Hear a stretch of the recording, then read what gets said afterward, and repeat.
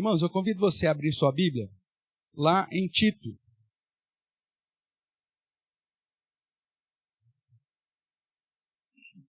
Nós estamos na sequência aqui de um estudo, né, que nós chamamos de curso básico de teologia reformada, onde a gente pega as instruções da Confissão de Fé de Westminster e trabalhamos capítulo a capítulo. É óbvio que acrescentando detalhes, lembrando que a Confissão de Fé foi escrita lá no ano de 1600 e alguma coisa, e que o contexto da igreja na época era diferente do nosso contexto. E uma das questões que é diferenciado em relação à Confissão de Fé de Westminster é a situação contemporânea quanto aos dons, os chamados dons carismáticos. Isso não era problema lá em 1640, mas é problema hoje, né? Mesmo porque esses chamados dons carismáticos só voltaram à prática deles a coisa de 200 anos atrás, 250 anos atrás. Então, enquanto a Confissão de Fé estava sendo escrita, isso não era assunto para ser tratado. Mas depois, né, dessas ondas relacionadas ao pentecostalismo, neopentecostalismo e a busca por esses chamados dons carismáticos, então a igreja passa a ter a responsabilidade de se debruçar um pouco mais sobre esse assunto. Então, olhando para Tito aqui, nós já caminhamos bem, hoje é a última aula, né? Já faz alguns meses que estamos aqui tratando sobre a pessoa do Espírito Santo, falamos sobre quem ele é, qual é a sua ação, desde a redenção, a criação, a sua ação no Antigo Testamento, a sua ação no Novo, e nesses últimos domingos aqui do ano de 2024, nós estamos tratando sobre os chamados dons carismáticos, ou aquilo que é tido na igreja pentecostal e neopentecostal como o batismo no Espírito Santo, ou com o Espírito Santo, ou do Espírito Santo, como eles assim denominam. Mas vamos lá. Abriu a sua Bíblia em Tito? Então nós temos as cartas pastorais, que é 1ª, 2ª Timóteo, Tito, Filemão, cartas que exortam, de modo especial, Timóteo e Tito, a prática da igreja. E aqui no capítulo 1º, nós vemos que o objetivo de Paulo era que Tito pudesse fortalecer a igreja. Vejamos alguns versículos específicos. O verso 1º do capítulo 1º. Quem escreve a carta é Paulo, servo de Deus, apóstolo de Jesus Cristo, para promover o quê? Para promover a fé, que é dos eleitos de Deus, e não só a fé. O que mais que ele está querendo promover aí? O pleno conhecimento da verdade segundo a piedade. Então, esse é o objetivo de Paulo, promover a fé e o pleno conhecimento da verdade. O que é a verdade mesmo? A palavra. Nós já vimos isso em outro momento. O próprio Senhor Jesus vai dizer isso lá na oração sacerdotal, né? Santifica-os na tua palavra. A tua palavra é a verdade. E nós sabemos que a palavra é a verdade porque aponta para Cristo. E o próprio Cristo diz que eu sou o caminho, a verdade e a vida. Então, promover o pleno conhecimento da verdade, segundo a piedade, é promover o conhecimento de Cristo, é promover o conhecimento das Escrituras numa prática. A piedade aqui trazendo o princípio de que não só tomar o conhecimento, mas colocar isso em prática. E por que Paulo tem esse objetivo de promover a fé e o pleno conhecimento da verdade, segundo a piedade? Lá no verso 10, pula lá para o verso 10. Porque existem muitos insubordinados, palradores frívolos, enganadores, especialmente os judeus, os da circuncisão. É preciso fazê-los o quê? É preciso fazê-los calar, porque andam pervertendo casas inteiras, ensinando o quê? O que se não deve, por vaidade, por torpe ganância. Então essa é a realidade já nos dias de Paulo. Aí lá no capítulo 2, verso 1, o que ele vai dizer então para Tito? Tu, porém, fala o quê? Fala o que convém à sã doutrina. Se existe uma sã doutrina, uma doutrina saudável, existe também uma doutrina doente. Uma doutrina que esses insubordinados, que esses palradores frívolos, esses enganadores, estão ensinando.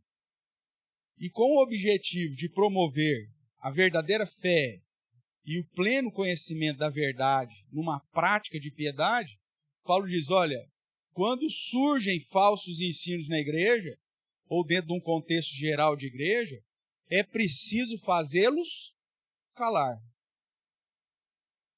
E o modo de fazê-los calar, segundo Paulo, não é chegando lá e batendo nele.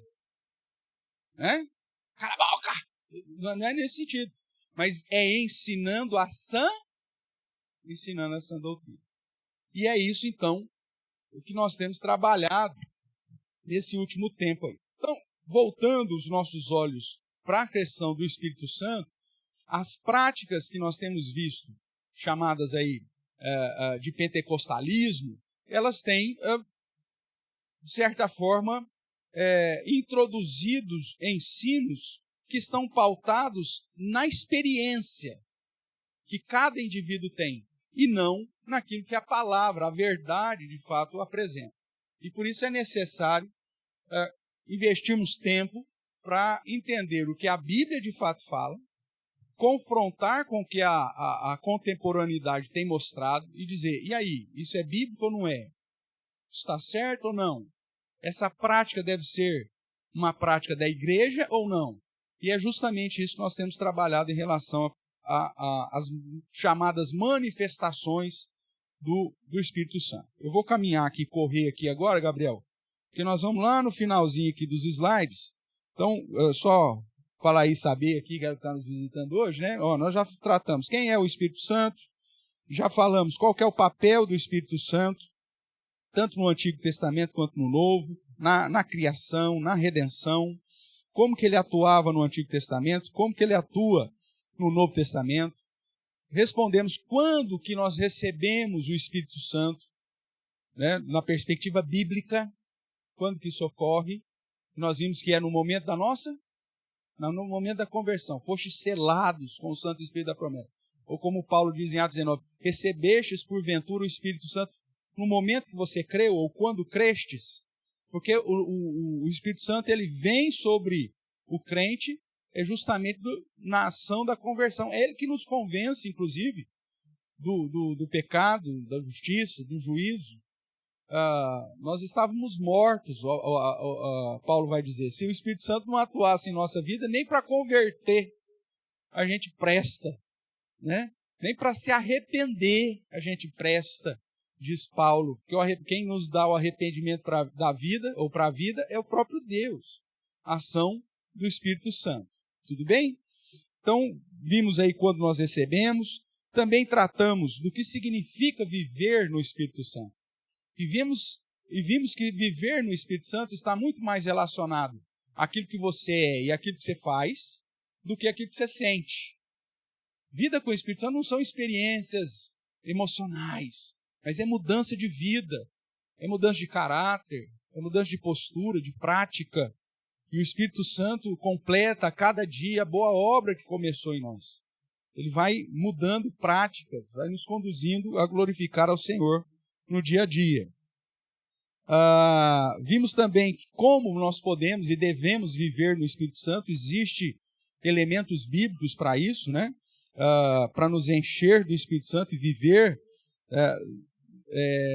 segundo a direção do Espírito Santo. A própria palavra diz, enchei-vos do Espírito, andai-vos no Espírito.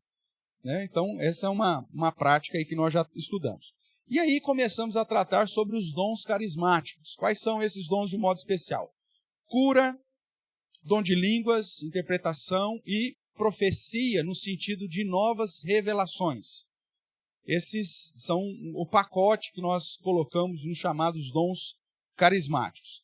Nós estudamos um pouco dele e vimos que tais dons tinham um objetivo específico, que era confirmar a palavra que estava sendo iniciada, o ensino da palavra que estava sendo iniciada na perspectiva cristã.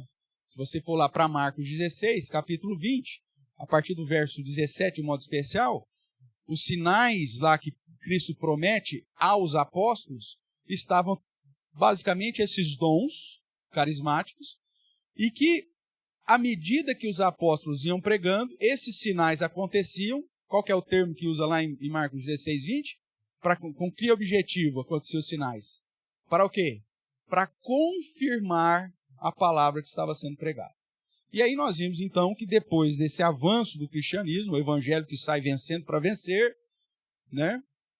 A doutrina cristã já havia sido proclamada e confirmada por meio de tais sinais. Esses sinais deixam de existir tão somente porque já cumpriram o seu propósito, tanto que estudamos semana passada, falando da cessão, do cessar do dom de línguas, da profecia, porque profecia no sentido revelacional, porque nós recebemos em Cristo Jesus toda a revelação. Hebreus vai dizer que nos últimos dias nos falou pelo Filho, ou seja, que o período revelacional termina em Cristo. E por isso o livro de Apocalipse é apresentado como a revelação de Jesus Cristo, que ele deu a João, mas a revelação é dele, e que então nada se acrescenta e nada se tira. Tudo que a gente precisa saber sobre a vontade de Deus para nós já foi revelado. Então não precisa, eis que o Senhor manda te dizer. O que o Senhor manda te dizer já está escrito e, graças a Deus, já está traduzido para você. Né? Você não precisa nem estudar o hebraico, o aramaico e o grego, porque já está tudo mastigadinho para você. Então tudo que você precisa saber já está aqui. E, então essas práticas dos profetas contemporâneos não têm base escriturística. Caminhamos aí tratando desses dons, da visão do pentecostalismo, né? E estudamos todos os textos que referem-se ou que tratam da manifestação desses dons, em especial do dom de línguas. Estudamos Marcos 16, vimos que não tem base para dizer que Marcos 16 fundamenta a prática contemporânea. Estudamos Atos 2, Atos 8, Atos 9, Atos 10, Atos 19, tudo para provar que mesmo no livro histórico de Atos não existe amparo para dizer que aquilo que acontece hoje nas igrejas, aquela glossolalia, é o mesmo dom que aconteceu no período apostólico. Mesmo porque, como nós vimos, esses dons eram sinal para Israel e, ao mesmo tempo, para referendar a credencial dos apóstolos. Era credencial de apostolado. Nós temos apóstolos hoje, biblicamente falando? Não. Obviamente que os sinais que foram usados para confirmar a credencial de apóstolo, então deixam de existir. É lógico que dentro do pentecostalismo e neopentecostalismo, houve um movimento aí de coisa de uns 30 anos atrás, para ressuscitar o ministério apostólico. Então, por isso que você vai ver, na minha igreja tem apóstolo. Quantos anos ele tem? 2000 e quantos? O seu apóstolo. Porque se ele é apóstolo, ele tem que ter convivido com Cristo. E ele está vivo ainda? Quantos anos ele tem? Não, ele foi uma revelação nova. Falei, então, pode tirar a batina dele lá, não sei o que ele usa para dizer que é apóstolo, porque ele é um falso apóstolo. Não existe, biblicamente falando. E aí vimos também Coríntios. Entramos em 1 Coríntios, capítulo 12, capítulo 13 e 14, e vimos que também não temos base para dizer que os dons carismáticos hoje têm base bíblica. Então, o que nós podemos concluir sobre essa peregrinação que fizemos aí? Então, esse é o nosso motivo aí. Então, você achar esse slide aí, por favor, já achou? Então, compartilha aí com o pessoal que está acompanhando pela internet. Então, vamos lá. Existe um livro do reverendo John F. MacArthur Jr., que é um pregador conhecido, talvez você já tenha visto alguns outros livros do MacArthur Jr., e esse livro em especial é chamado Os Carismáticos. Acho que essa tradução não foi, a tradução, ou o título que deram em português não foi muito feliz, porque isso foi lá na década de 80. E às vezes a gente confunde, fala de carismático, está pensando que está tratando apenas dos carismáticos católicos.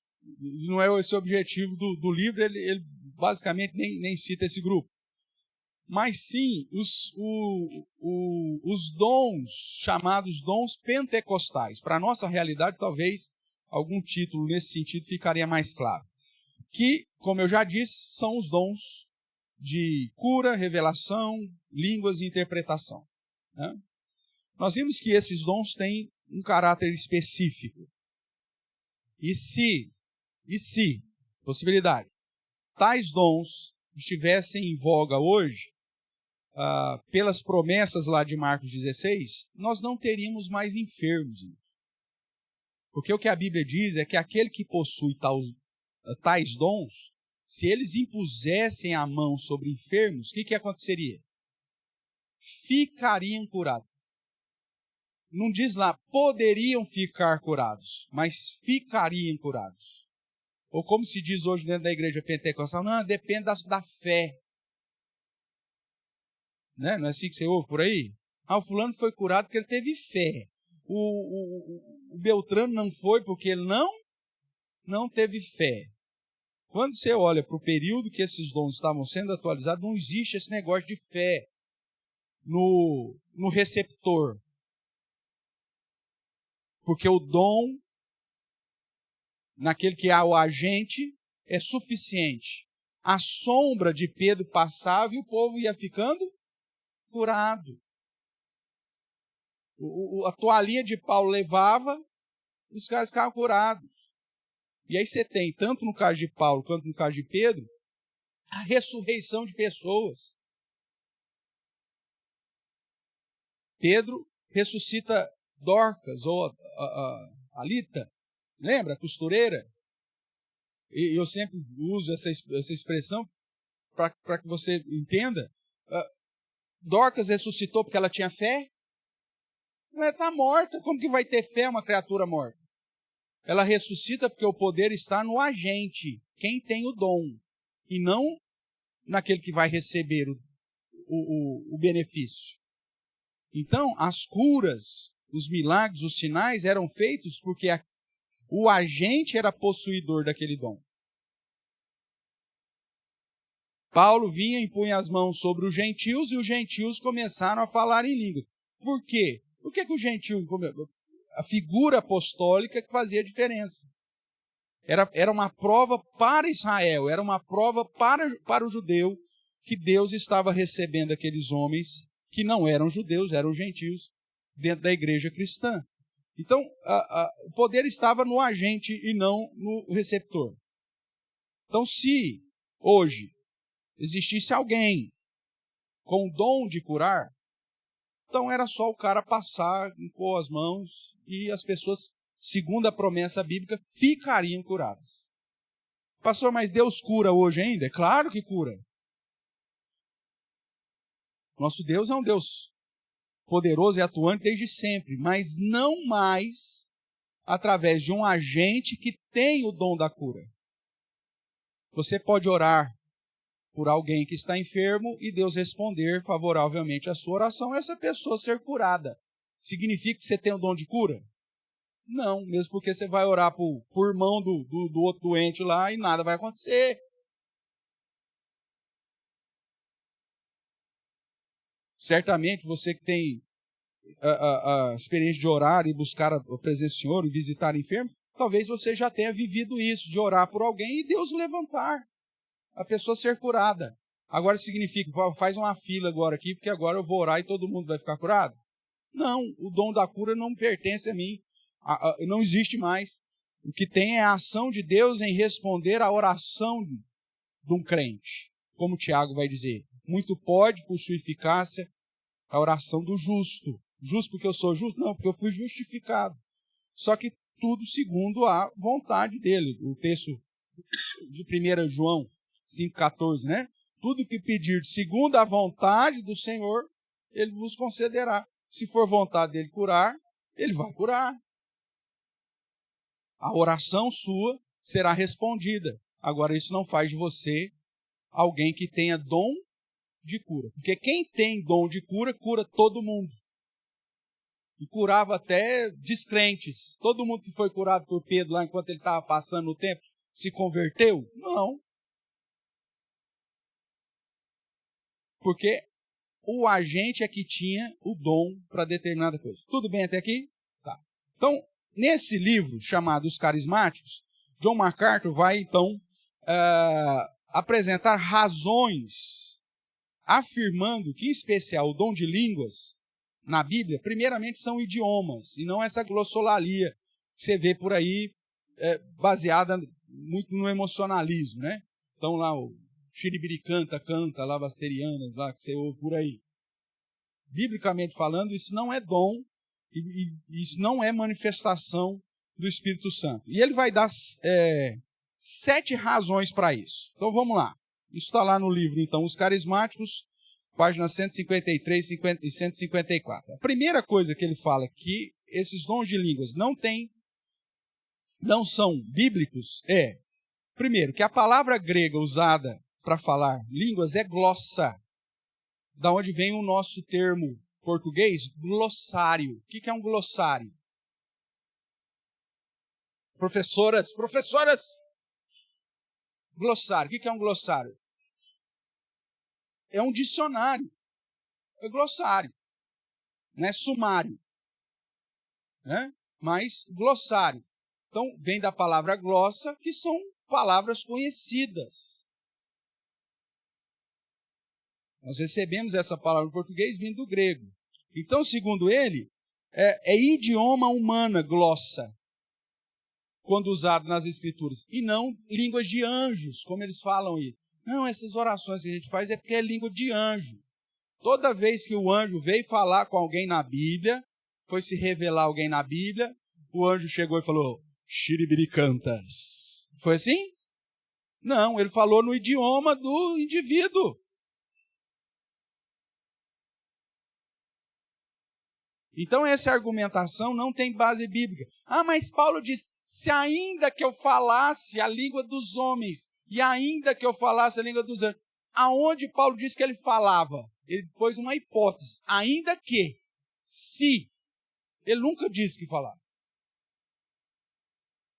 E inclusive para dar uma ênfase de que você pode ter o dom que for, se você não fizer esse dom, ou exercer esse dom com amor, não vale nada. É um sino batendo. Tudo bem? Então esse é o primeiro argumento. O segundo argumento, a outra palavra que apresenta nos textos bíblicos é dialectos. Da onde vem a nossa palavra portuguesa? Dialeto. O que é um dialeto? Uma variação do idioma. Tá? O que é uma variação do idioma? Vamos pegar aqui. Não é um idioma diferente. Hoje em dia, na linguística, a gente faz essa distinção. Você já conversou com um nortista ou um nordestino?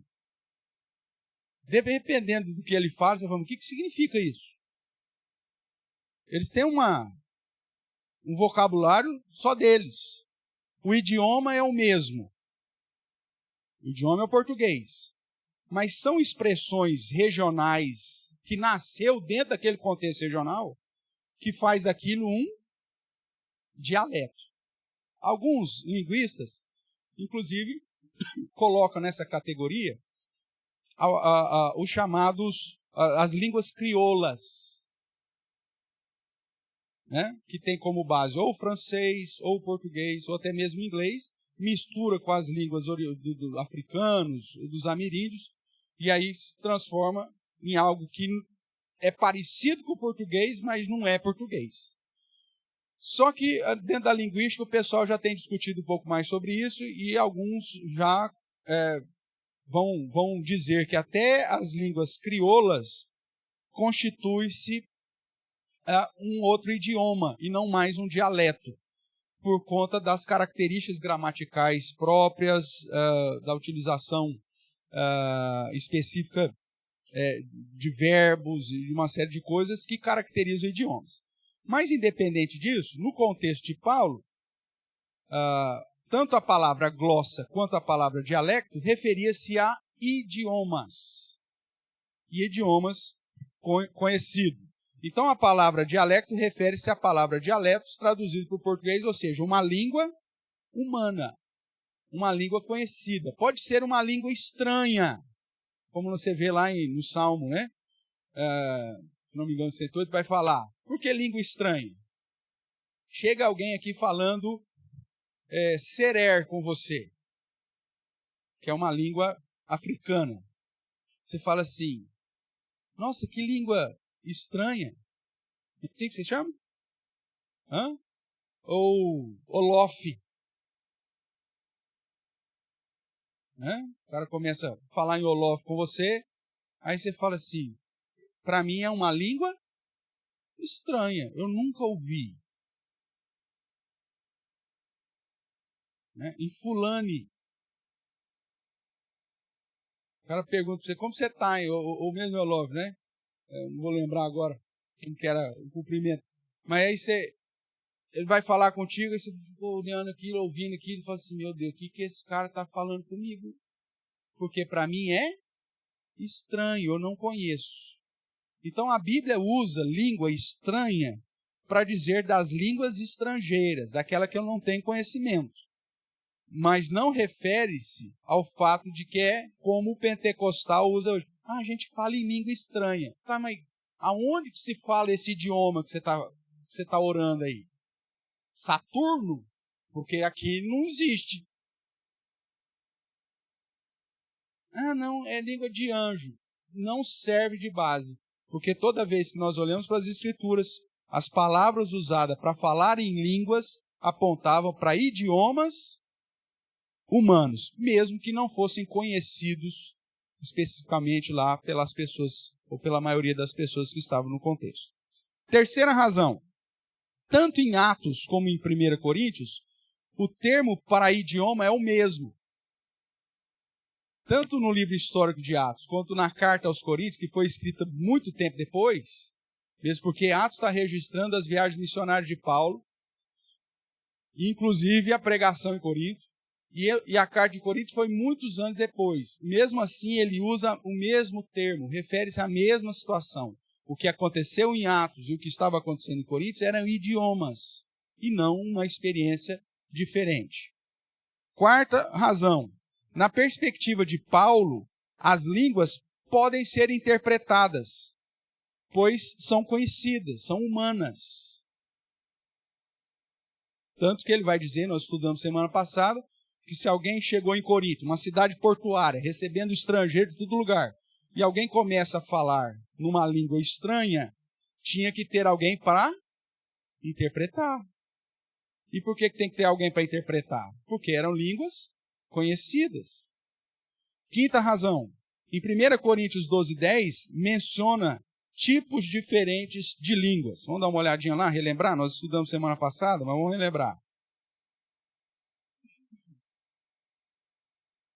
Quando ele está falando aqui dos diversos dons que foram dados, ele vai dizer assim, 1 Coríntios 12, há outro, sabemos que pelo mesmo Espírito,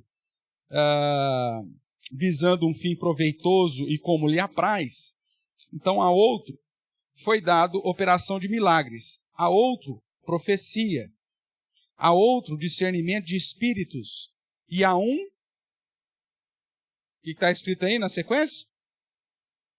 Variedade de línguas. Veja, não é uma língua só, mas são vários idiomas. Tem pessoas que falam vários. Então essa é a ideia. A pessoa era capacitada pelo Espírito Santo para falar quantos idiomas fossem necessários para aquele momento de confirmar, é o período apostólico, para se confirmar aquilo que estava sendo pregado. Tudo bem?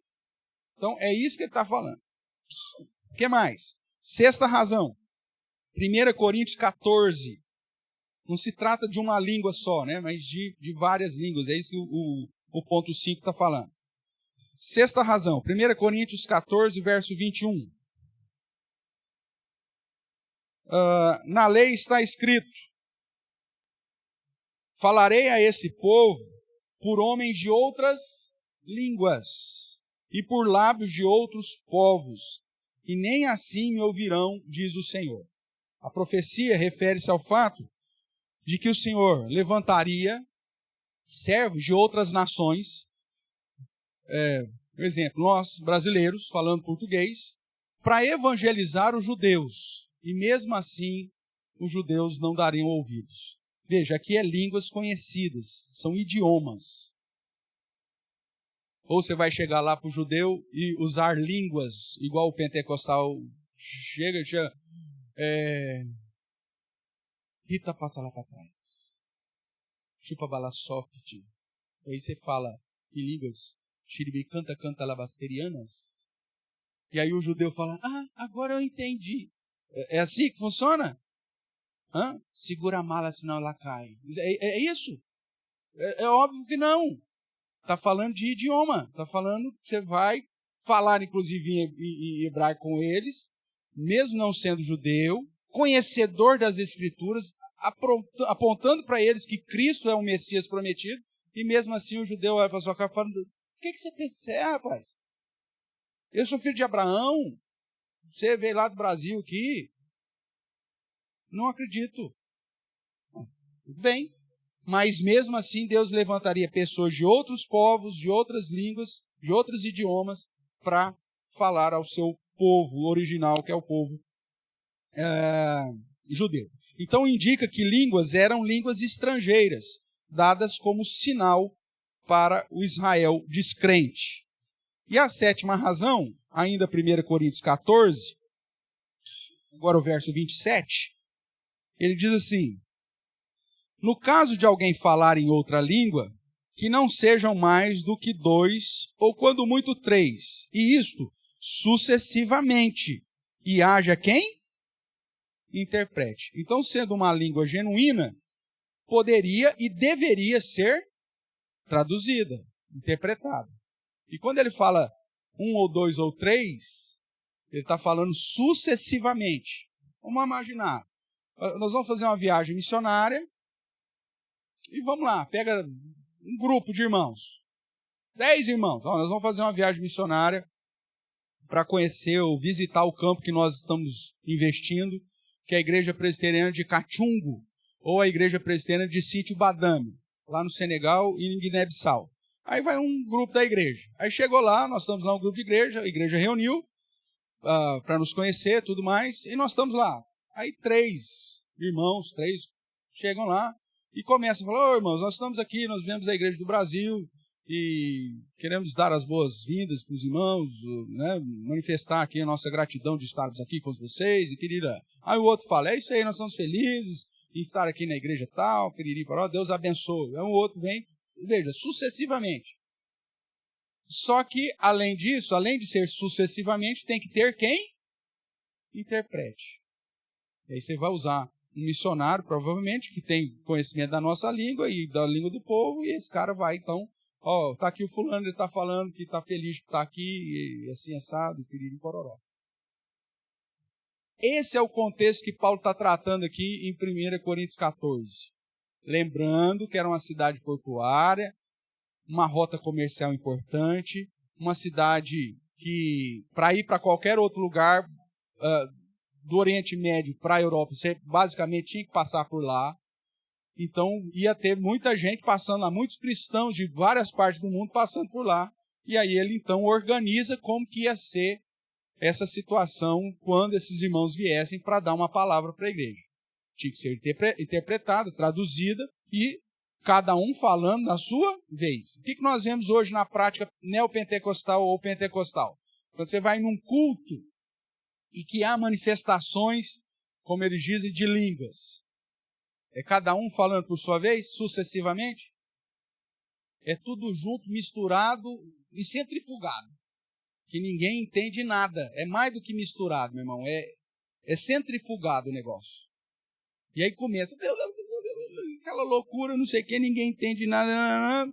Um chora, outro baba, outro cai, outro fica preso na parede, e sai dali e continua sendo mal pagador, continua falando mal da sogra dele, continua devendo para Deus todo mundo, entendeu?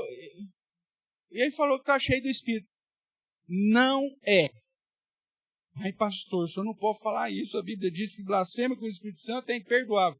Não tenho medo, pelo conhecimento do escriturístico, de falar que essas manifestações não têm nada a ver com o Espírito de Deus.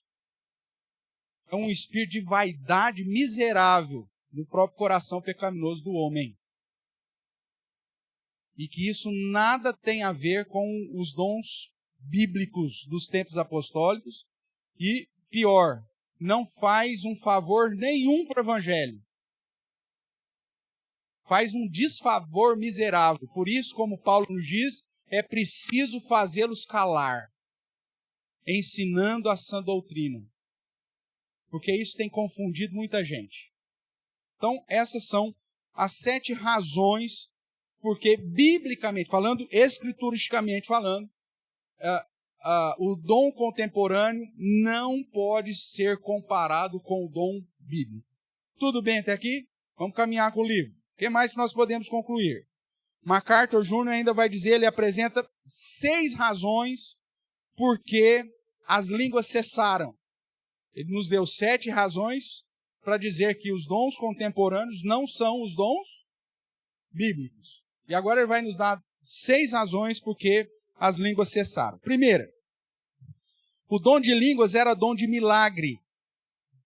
E a era de milagre cessou com os apóstolos. Nós não vamos abrir esse texto porque nós já estudamos isso.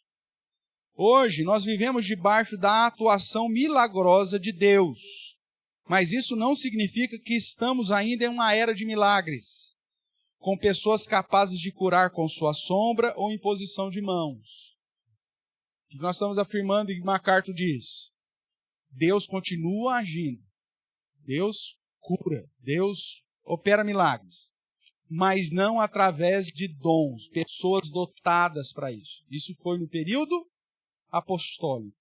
Então, se acabou o período apostólico e esses sinais serviam de credencial de apostolado, lembra lá de 2 Coríntios 12:12? Paulo dizendo, eu vos apresentei as minhas credenciais de apóstolos, por meio dos sinais, prodígios e poderes miraculosos. Lembra que ele fala isso? Ele fez tudo isso porque era credencial de apóstolo. Acabou o período apostólico, acabaram os dons que credenciavam os apóstolos. Lógico. Segunda razão, as línguas eram um sinal para Israel, como nós vimos, estudamos semana passada em 1 Coríntios 14. Né? Se você estiver aberto aí em 1 Coríntios 14 ainda, é só ler o verso 22.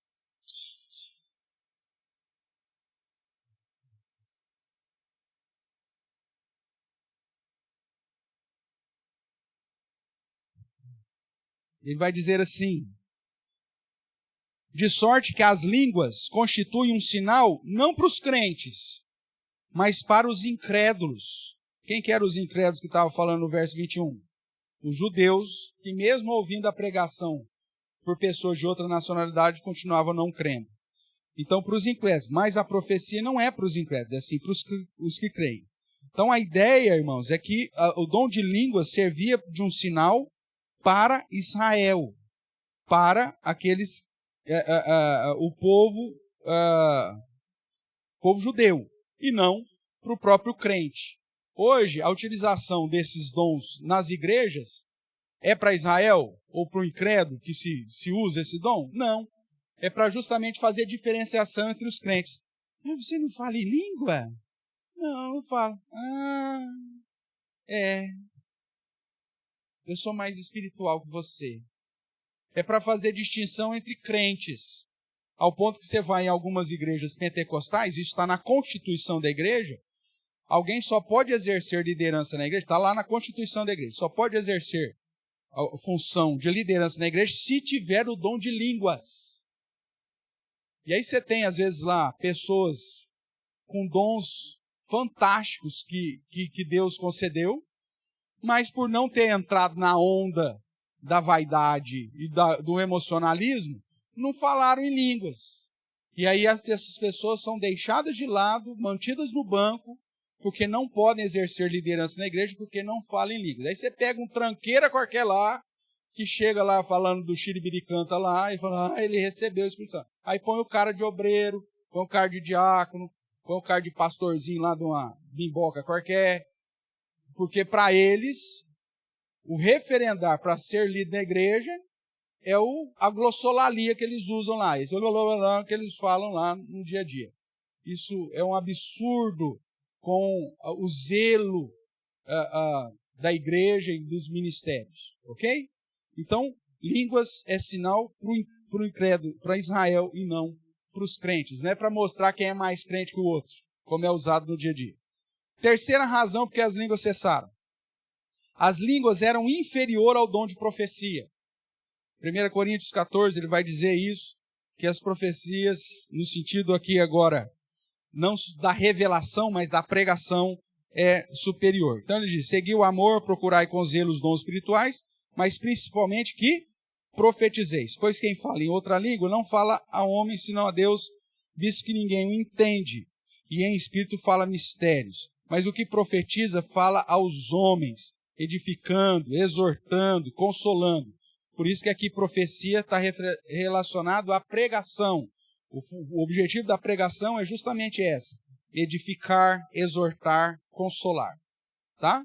Então ele está dizendo que quando você tem a Bíblia completa, a revelação já terminada em Cristo Jesus, a pregação é superior às manifestações de línguas. E por isso elas não têm mais o porquê de existir. Quarta razão. O falar em línguas foi considerado inútil, uma vez completo o Novo Testamento. Não precisava mais se confirmar a palavra. Você não tem mais a necessidade desse dom, uma vez que a revelação já foi completada. Quinta razão. As línguas só são mencionadas nos livros de datas mais antigas do Novo Testamento. Por quê? Porque eram dons que tiveram um período específico para confirmar aquilo que estava sendo anunciado.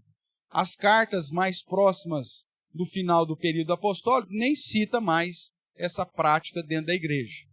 Tá?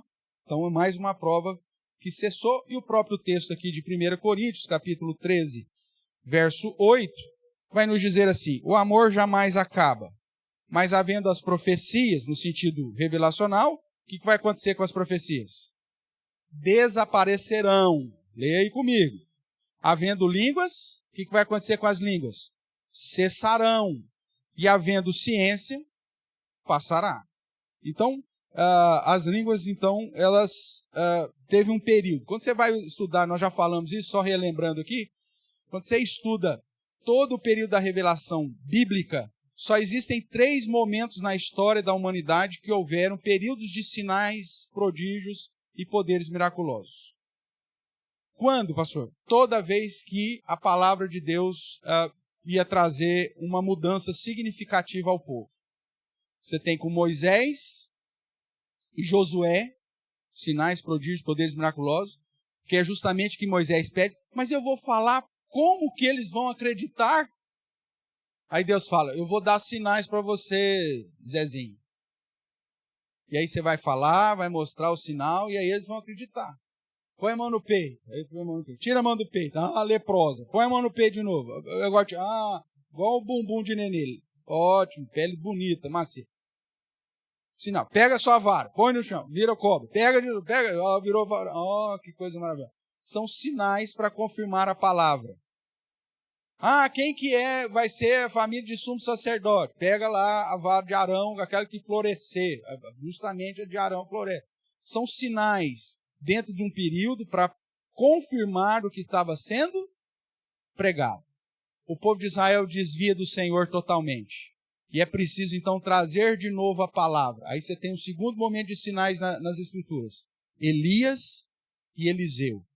Para se provar que havia profeta de Deus naquela terra. Para que o povo voltasse para a palavra. E o terceiro momento é justamente com Jesus e os apóstolos. Para confirmar agora a nova revelação, a revelação da nova aliança do Novo Testamento, como nos é apresentado.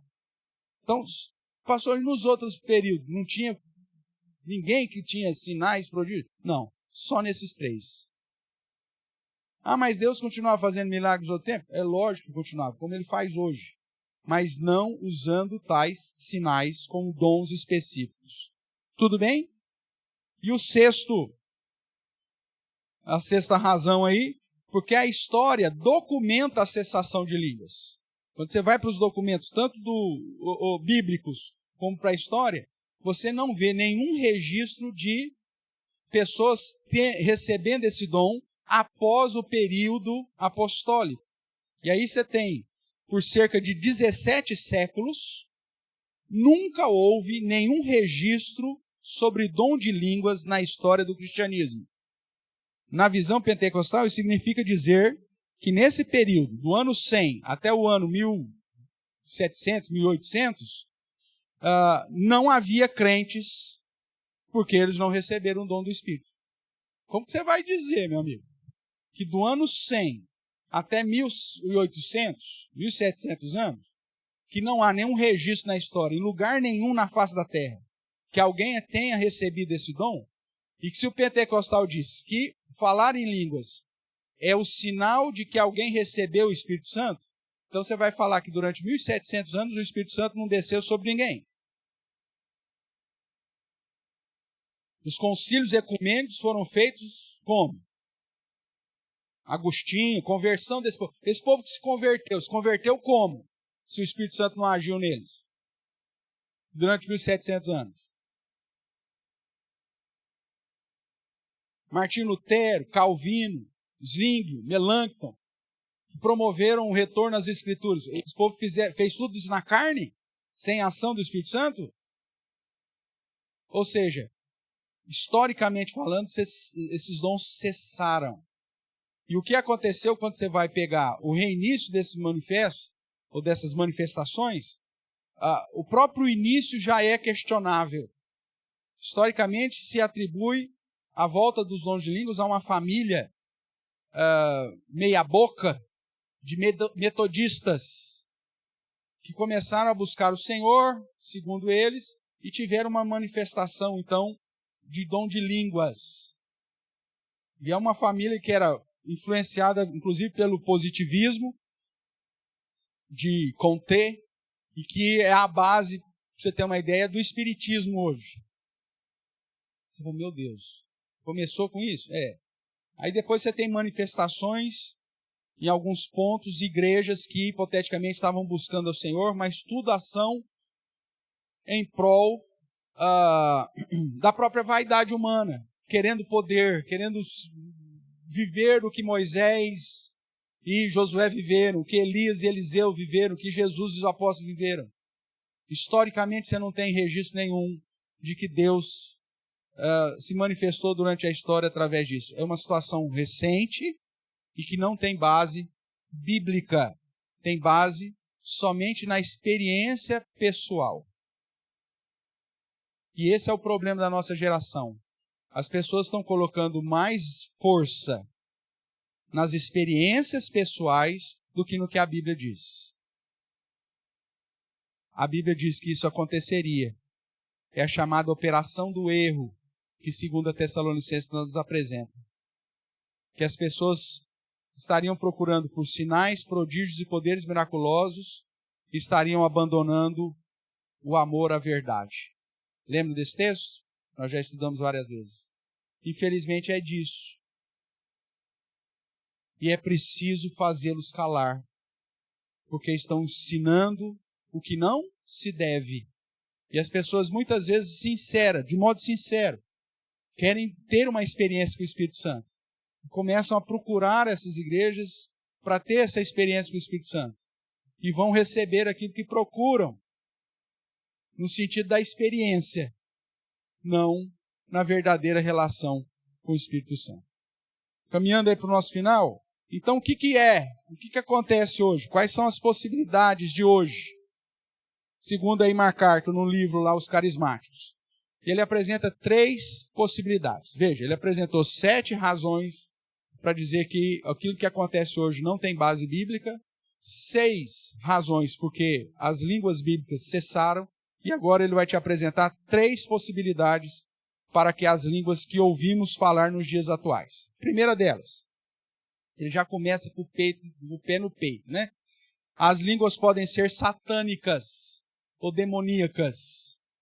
Uma das dificuldades que os pentecostais têm é de explicar por que os espíritas, católicos carismáticos, testemunhos de Jeová, mormons e outros grupos falam em línguas idênticas a deles, se esses grupos não possuem o Espírito Santo.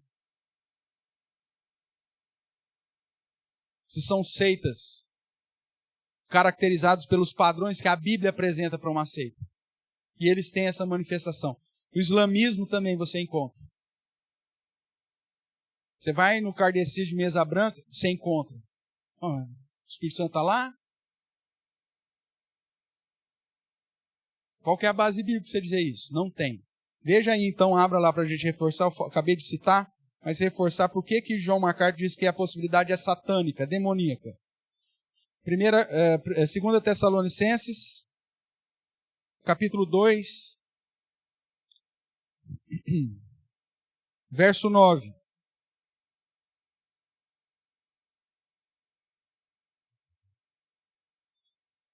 Diz assim, 2 Tessalonicenses 2, verso 9. Ora, o aparecimento do iníquo é segundo a eficácia de quem? É segundo a eficácia de Satanás. Com todo poder e sinais e prodígios da mentira. E com todo engano de injustiça aos que perecem, porque não acolheram o amor da verdade. Nós já vimos que a verdade é a Bíblia, para serem salvos. É por esse motivo, pois, que Deus lhe manda a operação do erro, para darem crédito à mentira, a fim de serem julgados todos quanto não deram crédito à verdade, antes, pelo contrário, deleitaram-se com a injustiça. 1 Coríntios, Paulo vai dizer que o adversário, o diabo, se apresenta como ministro de luz para enganar. Então essa é a base que John MacArthur usou. Se não tem base bíblica e está acontecendo, uma das possibilidades é que isso não vem de Deus. Isso é uma operação segundo a eficácia de Satanás. Com poderes, com prodígios, com sinais, mas que não vem da parte de Deus. Segunda possibilidade aí para as línguas. As línguas são comportamento aprendido. Já viram criancinhas pequenas orando em línguas? A internet está cheia. Por que tais crianças repetem a mesma glossolalia que ele vê na igreja? Porque ele aprende. Ele vê o pai, o vô, o tio, o irmão rodando do piano e falando em línguas, ele aprende. Aí os miseráveis vão lá, filma a criancinha, põe na internet e fala, olha, o Espírito Santo desceu sobre o meu filho. 4 aninhos, 5 aninhos. Isso é ridículo, irmãos. Só traz desfavor para o verdadeiro evangelho. É uma prática aprendida. E não só por criança, por gente velha também. Aprende. Nesse caso, burro velho aprende também.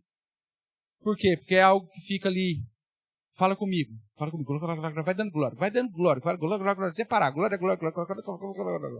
Tal. Põe a mão na sua cabeça, não te mexe, não sei o quê. Fala, pastor, mas por quê? Eu já vivi isso, eu vi isso, tá? Não estou falando de algo que eu não sei.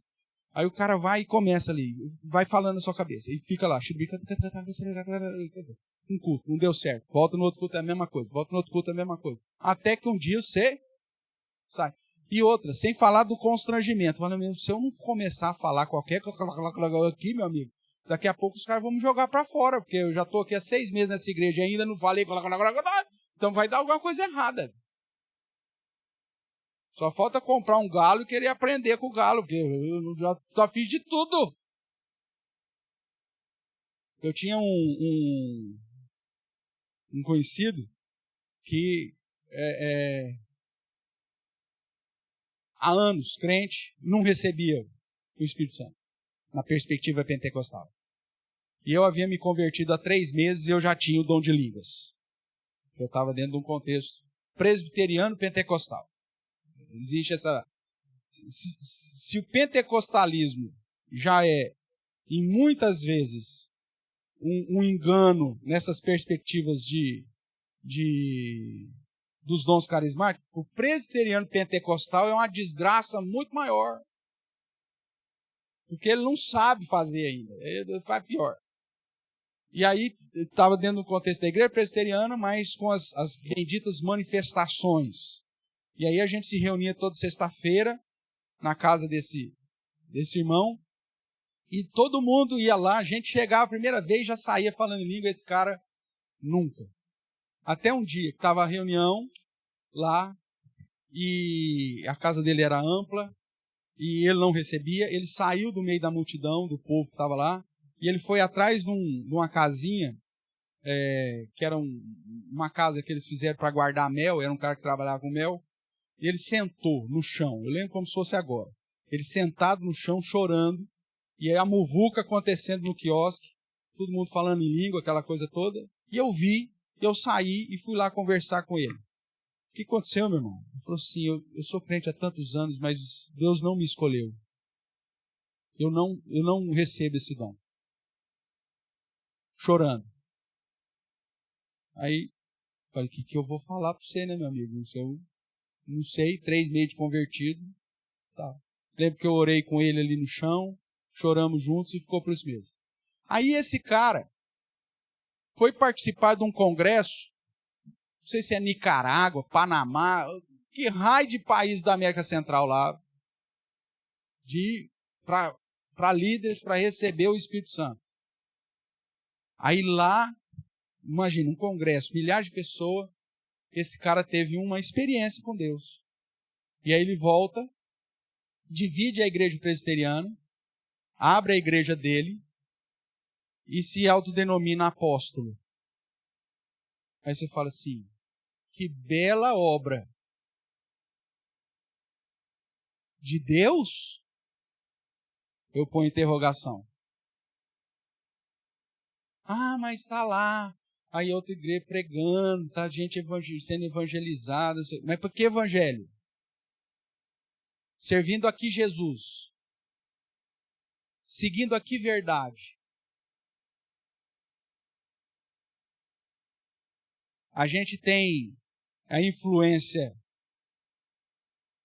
da boa vizinhança, e a gente fala assim, deixa, né? Tá lá, né? É mais uma igreja. Paulo fala, é preciso fazê-los calar. Paulo não aprovaria um negócio desse. A sã doutrina é algo inegociável. Pastor, mas o senhor fala isso, o senhor vai criar problema com os irmãos pentecostal. Oi? O problema é dele, se ele não acreditar. O nosso papel é buscar sermos fiéis, pregando a doutrina de uma maneira fiel, a sã doutrina. Se isso vai desagradar o apóstolo do mel, problema dele. Ué?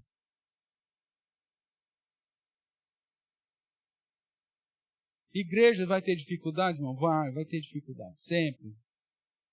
E é por isso que a máxima da igreja reformada é uma igreja reformada sempre se reformando. Porque se a gente não tomar cuidado, a gente começa a desviar de pouquinho, dali passam alguns anos, você já vê, você já está longe da verdadeira palavra do Senhor. A gente precisa sempre estar reavaliando para sermos encontrados fiéis. E para finalizar, a terceira possibilidade que ele coloca, que MacArthur coloca, a primeira satânica, a segunda aprendida, a terceira psicológica, né? Uma influência psicológica. Então, as línguas podem ser psicológicas. Não é incomum encontrarmos manifestações de línguas, primeiro, dentro de um ambiente preparado para que ela ocorra. Diafragma musical, iluminação baixa, né?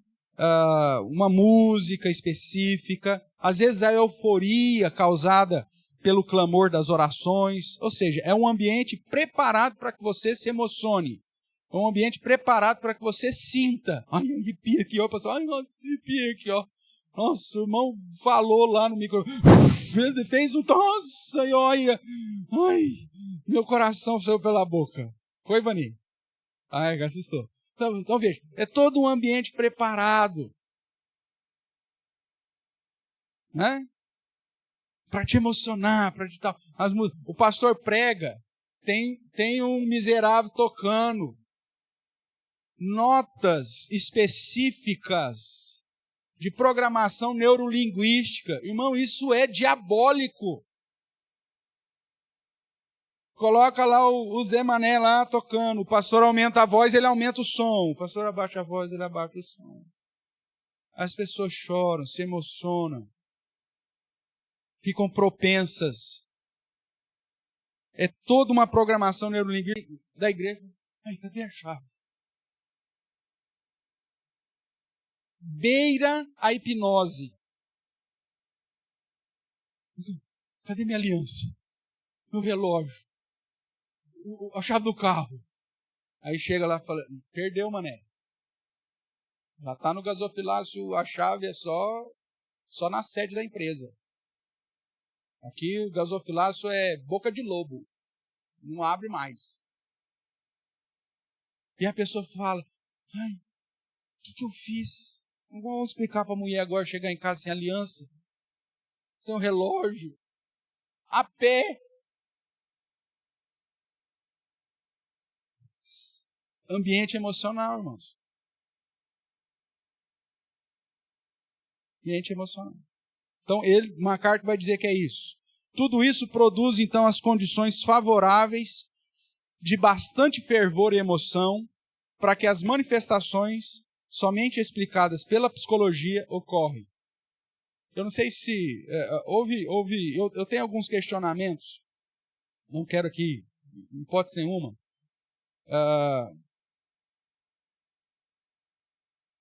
tratar do indivíduo, a pessoa, mas do método. Tá? O meu foco aqui é o método. Billy Graham, o maior evangelista de todos os tempos. Homem de Deus, fantástico. Só que eu questiono a metodologia. Cadê os 80 mil convertidos do Maracanã? Cadê a geração dos mais de 80 mil convertidos quando Billy Graham veio no Brasil e lotou o Maracanã? Que diferença esses 80 mil fizeram? Nenhuma. O evangelho no Brasil continuou a mesma coisa. Só que é aquilo que aconteceu? Você põe um ambiente com mais de 80 mil pessoas reunidas, com uma pregação eloquente, e aí começa a descer gente para ir lá receber Jesus. Meu amigo, é igual receber leite de soja na escola pública na década de 80. Você não gosta daquilo. Mas todo mundo da classe foi, o que você faz? Você vai também. Eu não sei se aqui em Araraquara tinha leitinho de soja também ou não? Tinha. Isso aí foi inventado lá em Barretos, na faculdade na Engal de Barretos, na engenharia de alimentos. A vaca de soja. Eu produzia uns saquinhos assim e tal. E aí distribuíam no sistema público. Eu estudava no período extinto, pelo menos o prédio, né? Que era o falso Lex, aí nós saíamos, ninguém gostava daquela porcaria. Só que como todo mundo da classe foi, todo mundo ia. Aí depois saía para casa fazendo guerra de leite de soja. É a mesma coisa. Quando você está em multidão e a grande parte das pessoas começam a fazer, a tendência é que você também faça. É o que aconteceu com os 80 mil convertidos lá. Começou a descer 1.000, começou a descer 2.000, aí desce todo mundo. É a chamada síndrome de manada. Já viu isso na psicologia? Você está lá, savana africana, tudo em paz. 300 mil zebras. Todas a rigor, vestido de branco e preto, está tudo lá. Não tem predador, não tem nada. Está tudo em paz na savana. De repente, uma zebra louca começa a correr. O que acontece? 300 mil zebras correndo. Por isso que a psicologia chama isso de efeito manada. Você está num grupo de pessoas, e determinadas pessoas começam a receber ou manifestar alguma determinada manifestação. A tendência é que você busque a mesma postura. É o Espírito Santo de Deus? Não, não é assim. Biblicamente não é assim. Por isso que MacArthur usa que uma das possibilidades seja essa influência psicológica do meio. Então, ou satânica, ou aprendida, ou fruto do contexto do meio. Porque ele já provou para nós com 6 possibilidades que os dons cessaram e com 7 possibilidades que não é o mesmo dom. Tudo bem? Concluindo, então, nós queremos conduzi-la a questionar uma prática baseada apenas na experiência, no empirismo, e que destrói a soberania e a liberdade que o Espírito Santo tem para agir como lhe apraz. Mateus 16, Atos 2, 8, o 9 também nós incluímos, 10, 19, 1 Coríntios 12, 13 e 14, não servem como base para a doutrina que aceita a contemporaneidade dos dons carismáticos. Por isso, nós da Igreja Presbiteriana Real Aliança somos cessacionistas. O que significa ser cessacionistas? Nós acreditamos que os dons carismáticos, esses que nós já citamos, dom de línguas, cura, profecia, no sentido de revelação, interpretação, cessaram, por isso cessacionistas. Os dons carismáticos são contemporâneos, pastor? Não. Então o que acontece? Ou é a operação do erro, segundo a eficácia lá de Satanás, que Deus permite, conforme está em 2 Tessalonicenses, ou é uma situação puramente aprendida, ou é uma manifestação psicológica, um efeito de manada. Nós cremos no Espírito Santo? Claro que cremos. Na manifestação do Espírito Santo? Sim. De que jeito? Mudando a minha vida. Aquele que roubava, não rouba mais, antes trabalhe para que tenha com que acudir o necessitado. Quem mentia, não mente mais, fala cada um a verdade com o seu próximo. Se eu era infiel, eu já não sou mais. Se eu era um tranqueiro, eu já não sou mais. Agora eu sou luz do Senhor. Isso é manifestação da ação do Espírito Santo na nossa vida. Então, se amanhã alguém perguntar, vocês são cessacionistas? Você já sabe do que trata. Nós somos, porque cremos que os dons carismáticos tiveram um momento específico durante o período apostólico. Cessou o período apostólico, cessaram os dons carismáticos. E é por isso que nós somos chamados aí de cessacionistas. Alguma dúvida, irmão? Tranquilo? Quem acompanhou aí, se você não acompanhou, lembrando que a gente tem lá o playlist da Escola Dominical, é só você pegar lá no YouTube para pegar a sequência das outras aulas.